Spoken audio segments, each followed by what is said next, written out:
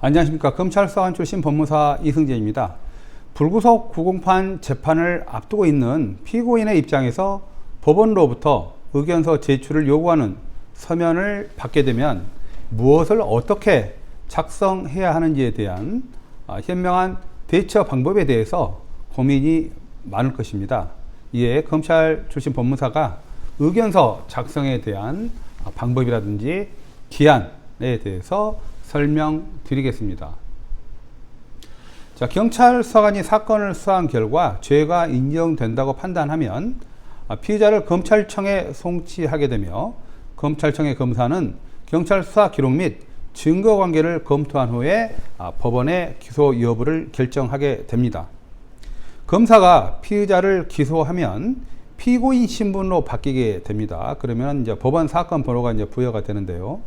법원은 재판 전 불구속 피고인에게 등기 우편으로 공소장 부본, 피고인 의견서 양식을 이제 보내게 되면서요. 7일 이내에 제출을 하도록 명시하고 있습니다. 즉 피고인이 불구속 상태에서 재판을 받기 전 자신의 방어권을 행사하기 위해 재판부에 제출하는 서면이 불구속 구공판 의견서입니다. 자, 그러면은 피고인 의견서 작성 방법 및 제출 기한에 대해서 말씀드리겠습니다. 의견서는 해당 재판부에서 피고인이 공소 사실을 모두 인정하는지, 또 가족사항, 재산 관계 등 피고인에 대한 재판에 앞서 중요한 기초 자료로 활용이 됩니다. 따라서 질문 사항에 대한 내용을 충실하게 작성해야 합니다. 공소 사실을 인정하는 경우에는 범죄에 이르게 된 피치 못할 사정 등 경위를 자세하게 기재하여 판사로부터 선처를 받을 수 있도록 하여야 하며, 부정하는 경우에는 그 이유 등 억울한 사정을 명확하고 구체적으로 기재함으로써 판사가 심리에 적극적으로 참고할 수 있도록 잘 작성되어야 합니다. 간혹 감정에 사로잡혀 무조건 억울하다는 식의 추상적인 표현은 올바른 의견서 작성 방법이 아닙니다. 자, 의견서에 기재하는 주요 항목을 살펴보도록 하겠습니다. 첫 번째, 공소 사실에 대한 의견인데요. 피고인이 공소 사실을 인정하는지를 확인하는 것으로 매우 중요한 사항입니다. 그래서 인정할 것인지 아니면 부정할 것인지를 잘 판단하시기 바랍니다. 두 번째, 절차 진행에 대한 의견인데요. 기일 등 재판에 대한 의견으로 가급적 법원의 절차에 정상적으로 협조하는 것이 좋습니다.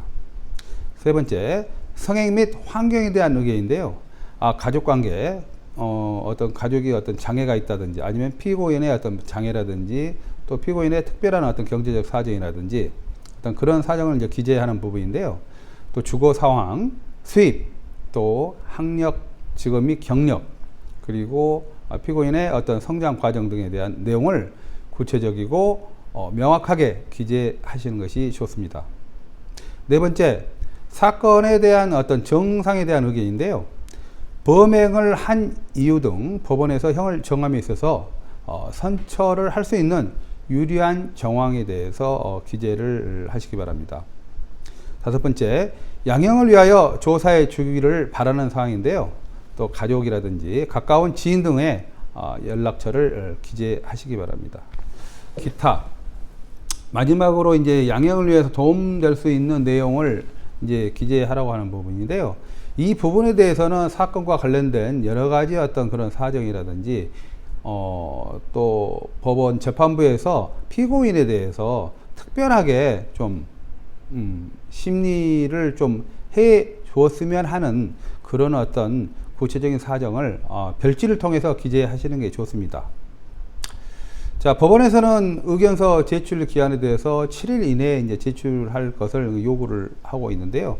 실무상 정확히 7일 이내에 제출해야 되는 것은 아니지만 가급적 법원에서 요구하는 기일은 지키시는 것이 매우 바람직하다고 볼 수 있습니다. 이상 검찰 소관 출신 법무사입니다. 감사합니다.